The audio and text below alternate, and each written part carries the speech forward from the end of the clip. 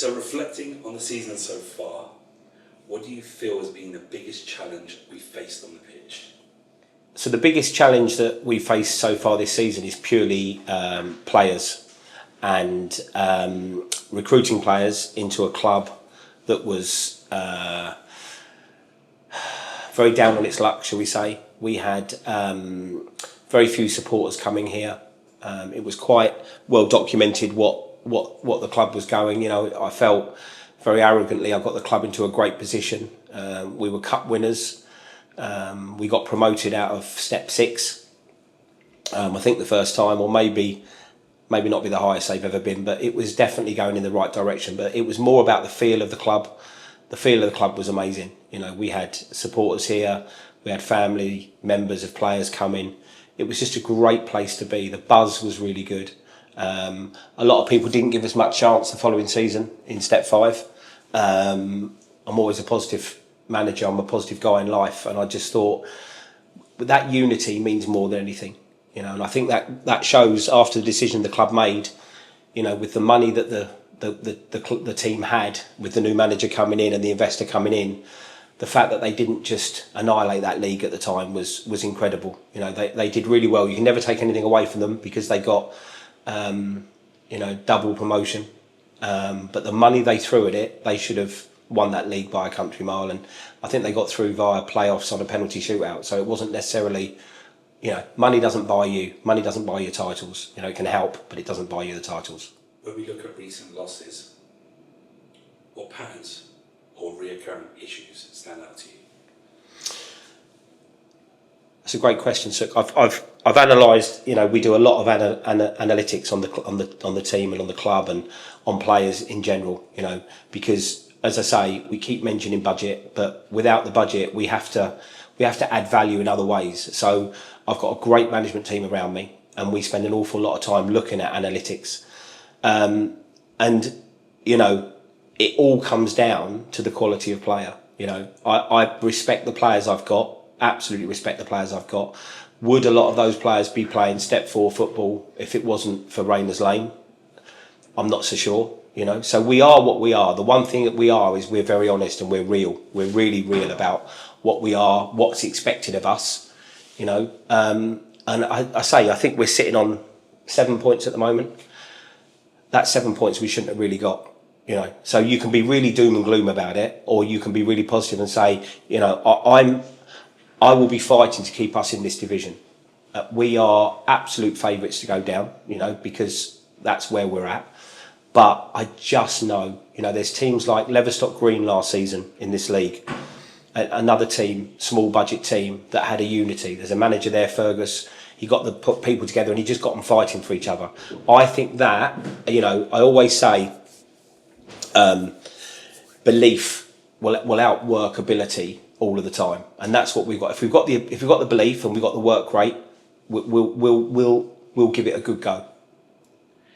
In terms of squad mentality, where do you think the confidence level is right now, and how do we rebuild that? That's a great question, because I believe mentality, and I've already said, attitude is everything in the game. Okay, what you've got is you can be either, you know, they say on the crest of a wave where you're building up and you can do very little wrong. If you're on the crest of the wave going downwards, it can be exactly the same. So what basically we try and do, I've got to keep everyone motivated. We've got to look that every time we lose a game, the great news is we've got, you know, sometimes less than a week to put it right again. So my job at the moment is just to motivate each player and each squad for each game, and just trying to get them right. That's all we're trying to do. Are there any specific areas in our style of play, example, defensive shape, transitions, final third decision making, that makes you feel that needs most improvement? Where do you see, what is it that the team is doing wrong that they need to improve in? Okay, so at the moment we've got, I said to you about analytics earlier, we've got an analytics coach that he comes back with us and talks to me about shapes, talks to me about transition, talks to me about patterns of play.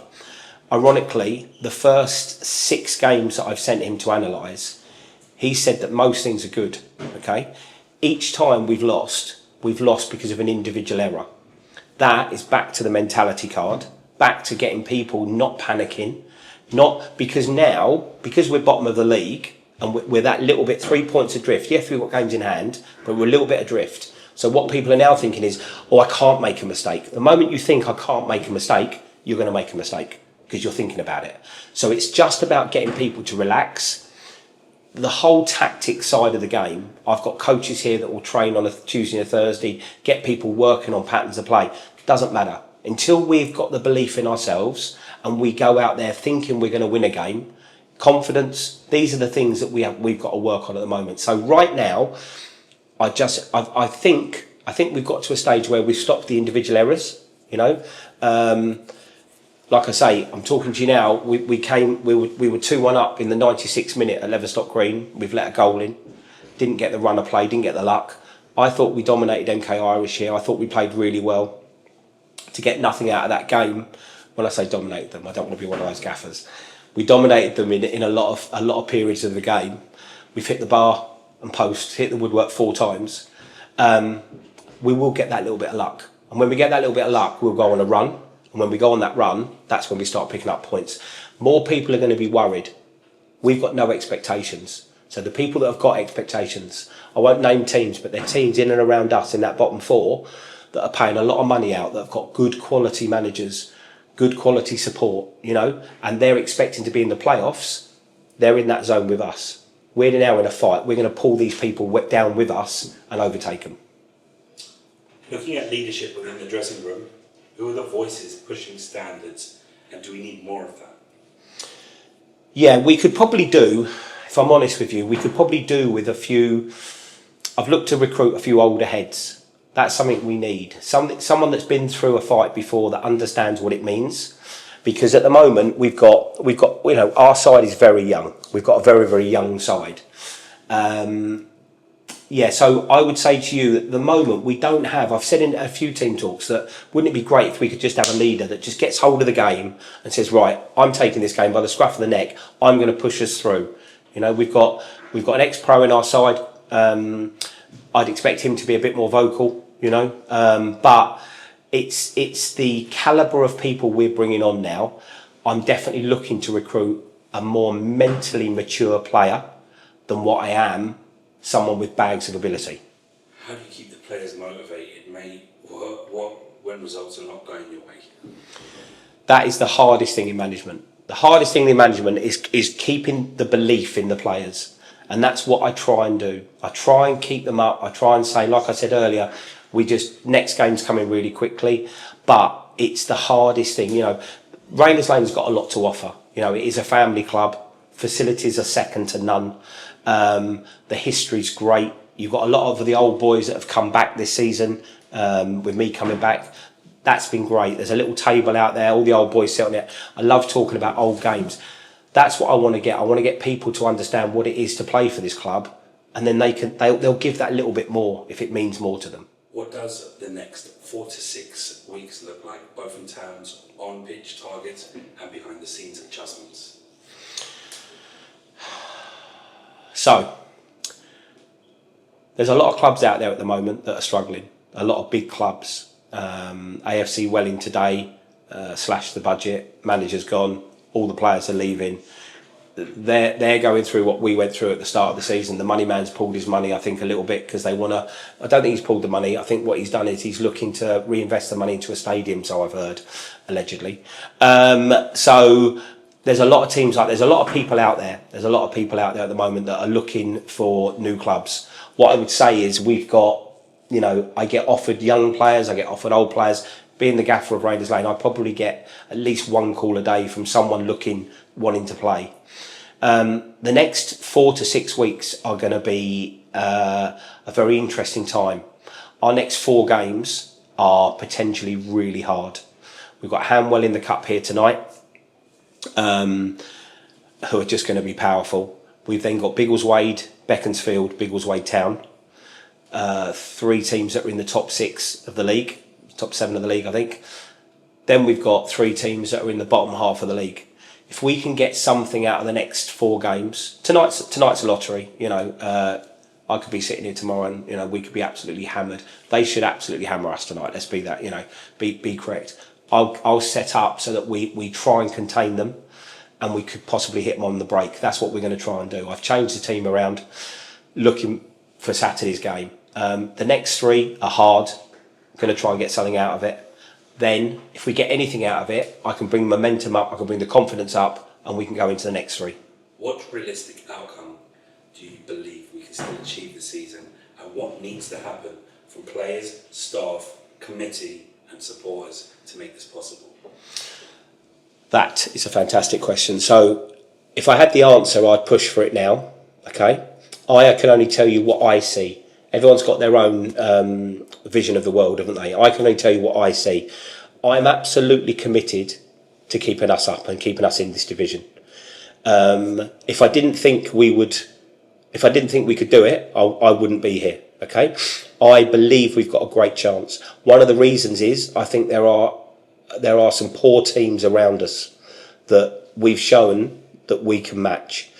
Like I say, if we can get something off the higher teams and suck these other people in with us, we'll make it a dogfight. And I think in a dogfight, I fancy our chances, because mentally and I think we're strong. I think we're strong mentally. We've got some good players that would be up for the fight. So all I need Rayners Lane, I need the committee, I need the supporters, I need everyone to unite. No one's pretending we're anything else. You know, there's a lot of people out there. There's a lot of players. There's a lot of managers. A lot of coaches that will talk about themselves and want to be special and try and pretend to be. That's the world we're in. Facebook, Instagram, Twitter. It's a world of pretending you're better than what you are. Okay, I'm the realest guy in the world. I'm the realest manager you're going to come against. That's what my players tell me, and I'll say it as it is. You know, we're favourites to go down. Will we go down? I absolutely hope not. But I know that we will absolutely try our best, but we need to be united and supporting the players, the supporters, and all united together. That's what I want. What do you want to say directly to the supporters right now, those who are still backing the team every week? So, obviously, from me, I'd like to thank the supporters. First of all, it's been a horrible couple of years at this club. You know, it's very easy to be bitter, but like I say, my bitterness went the moment that they got double promotion. Them getting rid of me, the board here getting rid of me, made the right decision, because would I have got the promotion? Probably not. Okay, so they got double promotion. My whole my whole gripe, my whole tension with the situation went the moment they got promoted, and fair play to them. Okay, however, they did that at a cost. We lost our club.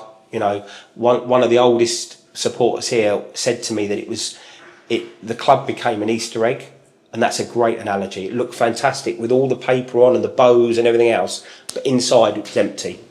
I'm trying to build from the inside, okay? So I thank the supporters. I have nothing but, you know, good messages at the moment. Everybody knows we're trying. Yes, we're bottom of the league. That hurts me more than it hurts anyone else, but we are fighting and we are trying.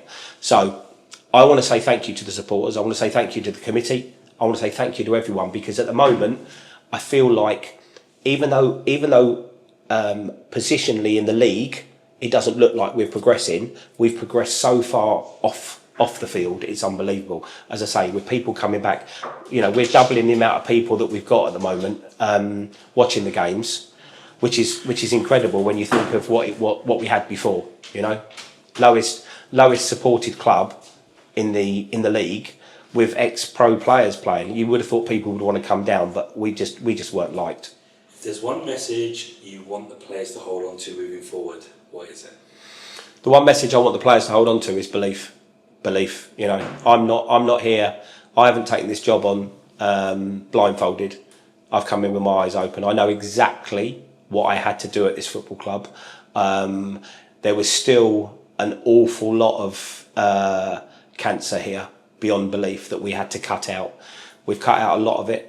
There's probably still a little bit floating around, but this is a club that is massive to certain people. You know, this club holds memories, holds weddings, holds families. Your fathers that have played, their sons have then played, their grandkids have then played. Everyone talks about what it used to be before the AstroTurf. That used to be here. They'd come for a drink. This club is a community, and we lost all of that. We're getting that back. Okay, for me personally, the players have got to remember, you know, as a gaffer, winners win. I will do everything I possibly can. You know, I've been in situations before where people have said to me, "There's no way you can keep this team up." I did it with Edgware last season. I've done. You know, there's no way you could get Rayners up the first time. I love being the underdog. Absolutely love it. I thrive on the hatred, on the stupid messages. You know, people think sending a message, "Oh, haha, you're bottom. Oh, what a journey you've got back home," and I love it. It just fuels my desire, and that's what I've got. I've got the desire. That has to rub off. I believe you're a product of your environment. So if you're around positive people, you're going to be positive. If you're around someone negative, you're going to be negative. I just want some of this to rub off on those players. And if that belief is there and they work hard, we will get out of this.